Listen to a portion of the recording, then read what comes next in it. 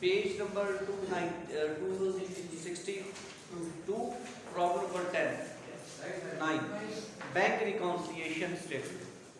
Bank reconciliation statement का basic concept last जो Friday को हमारी क्लास थी, 2 क्लास थी, उसमें डिटेल डिस्कस हुई। आज हम इसके प्रैक्टिकल प्रॉब्लम्स करेंगे और सबसे पहले जो मैंने चार्ट बनवाया था, ठीक है, जिसमें ऐड लेस, ठीक है, वो पेज अपने सामने रखें, ठीक है, और जिन स्टूडेंट के पास वो पेज नहीं है वो पेज अरेंज करें, ठीक है। आज का जो न्यूमेरिकल हमारे पास, अच्छा सबसे पहले थोड़ा सा इसको मैं ओवरव्यू कर देता हूँ। बैंक रिकॉन्सिलिएशन स्टेटमेंट होती क्या है। सबसे पहले देखिए कि हमारे पास कैश बुक वो बुक होती है जो कस्टमर अपने रिकॉर्ड के लिए बनाता है, ठीक है। ट्रिपल कॉलम कैश बुक में कैश का कॉलम भी होता है, बैंक का कॉलम भी होता है। कैश बुक वो बुक होती है जो कस्टमर बनाता है, जिसमें वो ये रिकॉर्ड करता है कि कस्टमर ने कितना कैश रिसीव किया है, कितना कैश पे किया है, कस्टमर के अकाउंट से कितने पैसे क्रेडिट हुए हैं, कितने पैसे डेबिट हुए हैं, ठीक है, कितनी अमाउंट। और पासबुक दूसरी हमने पढ़ी थी, पासबुक वो बुक होती है, ठीक है, कि जो बैंक बनाता है, जिसे नॉर्मली पासबुक को दूसरा नाम मैंने आपको बताया था बैंक स्टेटमेंट कहते हैं। पासबुक का दूसरा नाम क्या बताया था? बैंक स्टेटमेंट, ठीक है। बैंक स्टेटमेंट वो स्टेटमेंट होती है जो बैंक हम सब की बना रहा होता है, ठीक है। और बैंक रिकॉन्सिलिएशन स्टेटमेंट ये वो स्टेटमेंट है जो कस्टमर बनाता है, जितनी ट्रांजैक्शन हुई होती हैं, ठीक है। पासबुक और कैश बुक के बैलेंसेस का, पासबुक, ठीक है, और कैश बुक,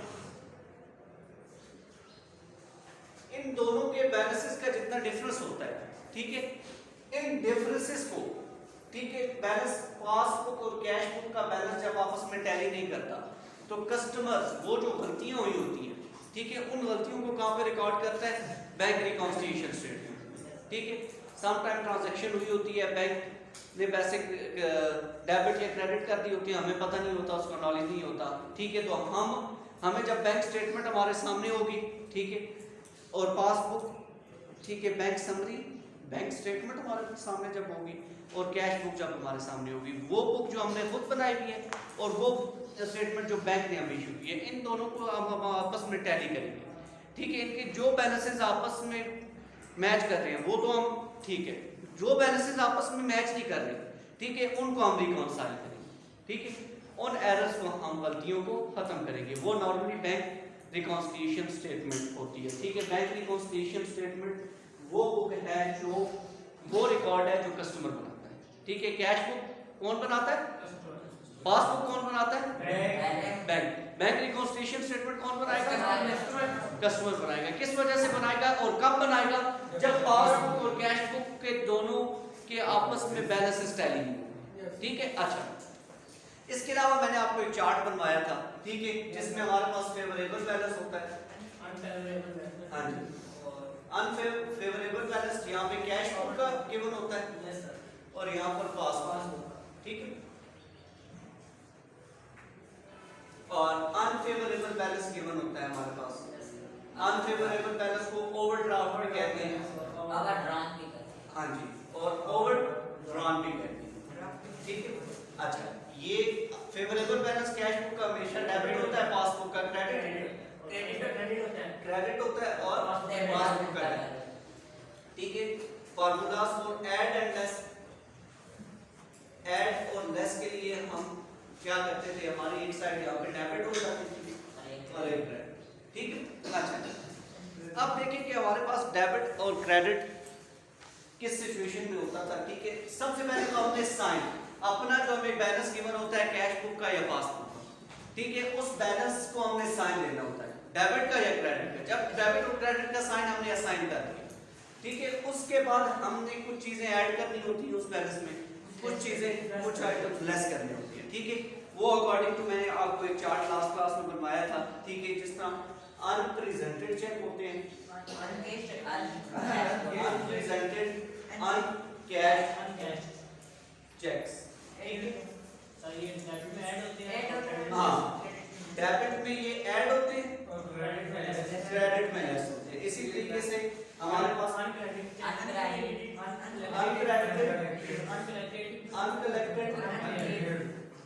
अनप्रेजेंटेड, अनक्लियर, ठीक है, अनक्लियर, अनक्लियर। ये वो जो लेस होते हैं यहाँ पर है, ठीक है। और debit made by bank, expense होगा ना, by bank expense, less debit में लेस होते हैं और क्रेडिट में ऐड होते हैं। हाँ जी। और credit made by bank opposite कौन सा है? बाय बैंक इनकम, ठीक है, इनकम डेबिट में ऐड होते हैं और क्रेडिट में लेस। लेस, ठीक है। अच्छा, ये चार्ट आपने अपने ज़हन में रखना, ठीक है। कौन सी आइटम्स ऐड होंगे, कौन से लेस होंगे और किस रूल के तहत, ठीक है। अच्छा, अब हम लोग आ जाते हैं प्रॉब्लम नंबर 9 के ऊपर। अच्छा, सबसे पहले प्रॉब्लम नंबर 9 में कहता है prepare a bank reconciliation statement with the help of following information as on 31 December 2015। तो सबसे पहले हम बैंक रिकॉन प्रॉब्लम नंबर आपके पास है 9 पेज 262। तो name bank reconciliation statement,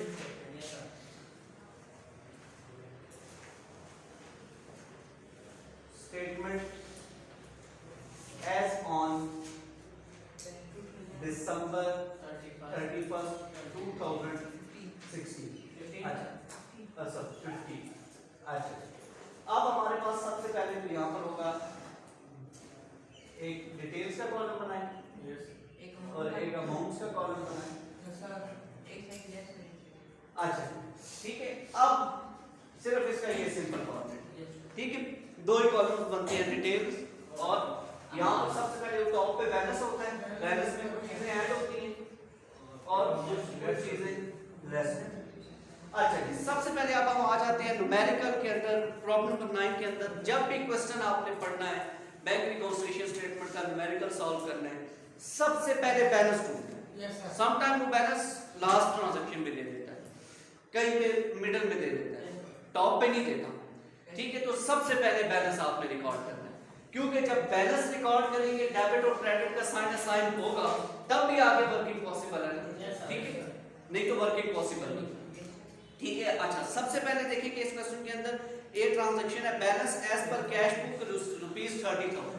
cash book का जो बैलेंस है उसकी अमाउंट है, balance as per cash book, यहां पर मैं लिख लेता हूं balance as per cash book, इसकी अमाउंट है 30,000। अच्छा, अब बैलेंस तो रिकॉर्ड कर लिया है, अब हमारे पास प्रॉब्लम ये है कि हम इसको साइन कौन सा असाइन करें, ठीक है। कौन सा साइन असाइन करना चाहिए? लास्ट क्लास में बड़े डिटेल में कि ये फेवरेबल बैलेंस है या अनफेवरेबल बैलेंस है? ये फेवरेबल बैलेंस है। नॉर्मल जब लिखा होता है balance as per cash book, ठीक है, या बैलेंस एज पर पासबुक, ठीक है, balance as per cash book लिखा है फेवरेबल बैलेंस, ठीक है, फेवरेबल बैलेंस है, ठीक है। तो मींस के कैश बुक है या पासबुक है? कैश बुक है। कैश बुक के कॉलम को पहले तो सिलेक्ट कर लो, और कैश बुक में फेवरेबल बैलेंस है, अनफेवरेबल ओवरड्राफ्ट या ओवरड्राफ्ट बैलेंस है। ओवरड्राफ्ट का वर्ड यूज हुआ है बैलेंस के अंदर, ओवरड्राफ्ट का वर्ड यूज हुआ है नहीं हुआ, मींस के फेवरेबल बैलेंस है। फेवरेबल बैलेंस कैश बुक है या पासबुक है? कैश बुक का डेबिट का साइन लगाऊं या क्रेडिट? डेबिट का साइन लगा देता हूं, यहां पर मैं रिकॉर्ड करता हूं डेबिट, ठीक है। अब डेबिट का साइन लगा लिया तो मेक श्योर हमें एक बात और कंफर्म होगी, ठीक है, कि हमने अब ये डेबिट वाली साइड को ही अपनी वर्किंग में यूज करना है। अगर तो हम यहां पर क्रेडिट का साइन सिलेक्ट करते तो फिर हम क्रेडिट वाली साइड को यूज करते, ठीक है। ये पॉइंट भी क्लियर है। सेकंड ट्रांजैक्शन भी है profit on account credited by the bank ₹1500, credit में शाबाश। तो इसमें सबसे पहले तो आप देखिए कि कौन सा वर्ड है, profit on account credit by the bank, तो ये पूरी देखिए क्रेडिट बाय द बैंक, ये पूरी ट्रांजैक्शन मैच हो रही है। ऐड करूं या लेस करूं? ऐड करता हूं, ठीक है। Credit made by bank, credit made by bank, amount है 1500, ठीक है। ये डिटेल्स वाली कॉलम में भी लिखनी अमाउंट सी है, जो नेट टोटल होगा ना उसको आउटर कॉलम में, इनर कॉलम में सेपरेट टोटल होगा और ट्रांजैक्शन का टोटल, ठीक है। और बैलेंस हमेशा रिकॉर्ड करते हैं आउटर कॉलम। यहां तक दूसरी ट्रांजैक्शन भी क्लियर। अच्छा, तीसरी ट्रांजैक्शन में देखते हैं क्या होता है। Bank paid ₹5,000 as rent on behalf of account holder. अच्छा, एक चीज और यहां पर रिकॉर्ड कर लें, नोट के अंदर लिखे नोट, इसी के नीचे लिखे नोट। जहां पर ये पेज के ऊपर ये ट्रांजैक्शन रिकॉर्ड की हुई है ना, इसके नीचे लिखे एक नोट। जब भी बैंक कलेक्ट करेगा, बैंक कलेक्टेड और बैंक पेड, बैंक कलेक्टेड और बैंक पेड, ठीक है। बैंक समटाइम कुछ पैसे पे कर रहा होगा, समटाइम कुछ ना कुछ बैंक रिसीव कर रहा होगा, ठीक है। तो जब भी बैंक कलेक्टेड करेगा तो वो ऐड होगा ऑलवेज, ठीक है। और जब भी बैंक पे करेगा तो वो ऑलवेज होगा लेस, ठीक है। अच्छा, ये नोट कर लिया। अब प्रैक्टिकल हम इस चीज को देखते हैं। देखिए कि होता क्या है कि पासबुक कौन सी बुक होती है? जो बैंक बनाता है, जैसे बैंक स्टेटमेंट कहते हैं। और कैश बुक कौन सी बुक होती है? अब मेरे पास कैश बुक भी है, पासबुक भी है, दोनों के बैलेंसेस यार आपस में टैली नहीं हो रहे। ट्रांजैक्शन देखता हूं क्या, बैंक ने पे कर दिया ₹5,000। बैंक ने कितने पैसे पे कर दिए? 5,000, ठीक है। As on rent on the behalf of account holder, bank ने मेरे अकाउंट से 5,000 रुपया क्रेडिट कर दिए, 5,000 रुपया पेमेंट कर दिए। हाँ, रेंट एक्सपेंस हो जाएगा, गुड, ठीक है। बैंक ने मेरे अकाउंट से कितने पैसे पेमेंट कर दिए? 5,000। जब बैंक स्टेटमेंट आई है, मैंने बैंक में देखा यार बैंक ने मेरे, ठीक है, अकाउंट होल्डर के बिहाफ पे 5,000 रुपया हमारे अकाउंट से लेस कर दिए, ठीक है। मैंने तो अपने जो कैश बुक बनाई है उसमें तो मैंने ये रिकॉर्ड ही नहीं किया हुआ। तो जब बैंक ने मेरे अकाउंट से 5,000 निकाल दिए, लेस कर दिए, ठीक है, मैंने उसको अपने पास अभी तक डेबिट रखा हुआ है कैश बुक में, तो मैं कैश बुक में क्या करूंगा? उसको क्रेडिट करूंगा, लेस करूंगा या ऐड करूंगा? लेस करूंगा ना, ठीक है। और हमेशा यहां पर आप देख लें कि बैंक ने क्या किया? पे किए, तो बैंक पे करेगा हमेशा जब लेस, ठीक है। ये मैंने आपको शॉर्ट फॉर्म में लिखवा दिया, ठीक है। जब भी बैंक पे करेगा, बैंक पे का वर्ड आ गया, अंडरलाइन करें लेस। जब भी बैंक कलेक्ट करेगा ऐड। प्रैक्टिकली कैसे होगा? प्रैक्टिकली ऐसे होगा कि बैंक ने अकाउंट होल्डर के बिहाफ पे, देखिए अब मैं आपको एग्जांपल ये देता हूं, ठीक है। आपका अकाउंट है, ठीक है, आपका अकाउंट है बैंक के अंदर, आपके सामने बैंक स्टेटमेंट आई है, ठीक है। आपने उस बैंक स्टेटमेंट पढ़ा कि 5,000 रुपया आप लोगों के अकाउंट से, ठीक है, सिंगल अकाउंट भी हो सकता है, आपकी कंपनी, आपकी ऑर्गेनाइजेशन का भी अकाउंट हो सकता है, ठीक है। अकाउंट होल्डर के बिहाफ पे आपका बैंक ने 5,000 रुपया काट लिया। आपने अपनी कैश बुक जो अपना रिकॉर्ड है उसमें तो रिकॉर्ड ही नहीं किया हुआ, उसमें तो 5,000 आपके अकाउंट में अभी तक भी पड़ा हुआ है। तो आप खुद सोचो कि कैश बुक के अंदर वो ऐड करोगे या लेस करोगे? तो जाहिर सी बात है, अगर बैंक ने क्रेडिट कर दी है तो हम उसको अब क्या करेंगे? लेस कर देंगे, ठीक है। तो अब नॉर्मल सिंपल वे में बैंक जब भी पे करेगा लेस होगा, ठीक है। लेकिन प्रैक्टिकली आपने इसको अपने टैली करना है, कैश बुक और पासबुक को प्रैक्टिकली ये ट्रांजैक्शन कैसे हो, ठीक है। अब यहाँ तक ये अब मैं ऐड करूं या लेस करूं? लेस कर देता हूं, बैंक पेड रेंट, ठीक है। हाँ, ठीक है, ये बात भी है। तो रेंट क्या है? एक्सपेंस है, expense debit made by bank, ठीक है, या एक्सपेंस, उसको मैंने क्या नहीं किया है? लेस। ये पॉइंट भी है, क्लियर है, ठीक है। मैं मतलब कि आपके ज्यादा इसको डिटेल में जितना आपको, ठीक है। Bank paid on the behalf of account holder, ठीक है। इसकी अमाउंट कितनी है? 5,000।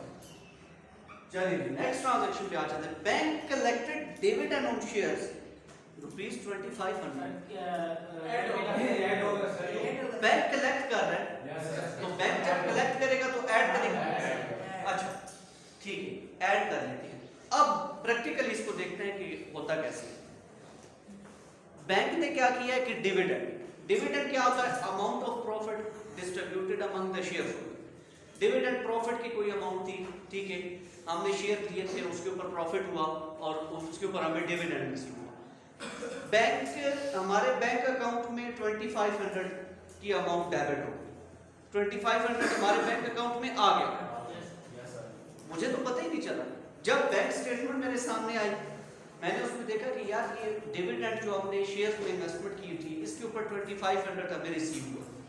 कैश बुक में तो मैंने रिकॉर्ड ही नहीं की, अब रिकॉर्ड कर लेता हूँ अगर नहीं की, ठीक है। तो कैश बुक के अंदर मैं इसको ऐड करूंगा या लेस करूंगा? ऐड करूंगा, क्योंकि बैंक ने क्या किया, मेरे अकाउंट में 2500 डाल दिया, मुझे उसका इल्म नहीं था। जैसे ही मुझे उस ट्रांजैक्शन का पासबुक और कैश बुक को मैंने आपस में टैली किया, 2500 की अमाउंट मेरे अकाउंट में तो डेबिट हुई भी पड़ी हुई है, ठीक है, मुझे इस बात का पता नहीं चला, ठीक है। तो अब मैं क्या करूंगा, इसको ऐड करूंगा, ठीक है। अच्छा, अगर बैंक ने कोई पेमेंट की होती तो उसको क्या करूंगा? लेस। और बैंक ने अगर कोई रिसीव कलेक्शन की होती, ऐड। ये पॉइंट भी क्लियर हो रहा है कि जैसे ही आपको पता चलेगा आप अपनी कैश बुक में उसको रिकॉर्ड करेंगे, ठीक है। तो अब डिविडेंड ऑन पर शेयर, इसको ऐड करूं या लेस? हाँ जी, ठीक है। Bank collected dividend on share, bank collected on share dividend on share, इसकी अमाउंट कितनी? 25। नेक्स्ट ट्रांजैक्शन क्या है? नेक्स्ट ट्रांजैक्शन में कहता है cheque paid into bank but not collected by bank ₹4000। तो मैच करें कौन सा वर्ड है यार? ये लेस होगा, ये अनकलेक्टेड, तो इसको ऐड करूं या less? Less. Uncollected cheque, uncollected cheque. ये जो मैंने आपको चार्ट लिखवा दी है, ठीक है, इसमें ये आज एडिशन एक आपने किया है, ये वाला चार्ट, ये आपको सारे क्वेश्चन में जो आपके आई नो के क्वेश्चन है, ठीक है, बीएस कॉमर्स के हैं, ठीक है, financial account, bank reconciliation statement के मैक्सिमम क्वेश्चन इससे सॉल्व होंगे, ठीक है। कोई एक दो क्वेश्चन जिसमें कोई ट्रांजैक्शन आ जाए जो ना सॉल्व हो, नॉर्मली ऐसे ही सॉल्व हो, ठीक है। अच्छा, नेक्स्ट हमारे पास आ जाता है, अच्छा चेक, ये ट्रांजैक्शन को देखेंगे, चेक पे किया था इनको into bank but not collected by bank, ये ट्रांजैक्शन लेस करते हैं। इससे नेक्स्ट ट्रांजैक्शन देखें, cheque issued not represented, sorry add but not presented to the bank for payment.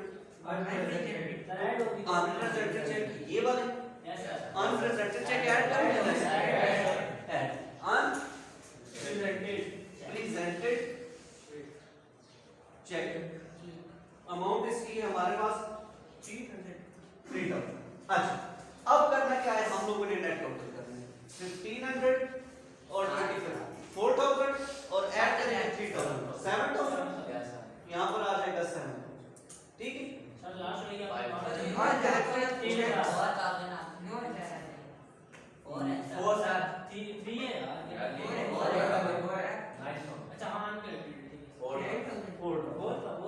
अच्छा, ये हमारे पास 7000 आ गए। अच्छा, इन दोनों को हम ये टोटल करें तो ये 37,000। हाँ, इन दोनों को ऐड करें, ये 9,000 आ गया, ठीक है। 37 में से 9 लेस किया तो 28,000, ये बैलेंस आ गया आपके पास। अब ये बैलेंस हमारे कैश बुक है या पासबुक है? इसको देखें, हमेशा लास्ट क्लास में डिस्कस हुआ था, यहाँ पर अगर balance as per cash book है तो यहाँ पर क्या होगा? Balance as per passbook. अगर यहाँ पर बैलेंस एज पर पासबुक होता तो, और यहाँ पर अगर डेबिट है तो यहाँ पे क्या होगा? तो इसको मैं लिख लेता हूँ balance as per passbook credit, as per passbook और ये बैलेंस क्या है?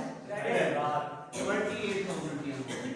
ये और अबाउट आपका प्रॉब्लम नंबर 9 है, page number 262, bank reconciliation statement. Bank reconciliation statement वो स्टेटमेंट होती है जो कस्टमर बनाता है। जितना डिफरेंसेस क्रिएट हो रहा होता है कैश बुक में और पासबुक में, उस डिफरेंसेस को खत्म करने के लिए कस्टमर बनाता है बैंक रिकॉन्सिलिएशन स्टेटमेंट। यहाँ तक कोई क्वेश्चन होगा? क्लियर? ज्यादा पैसे डाल दे उनको ले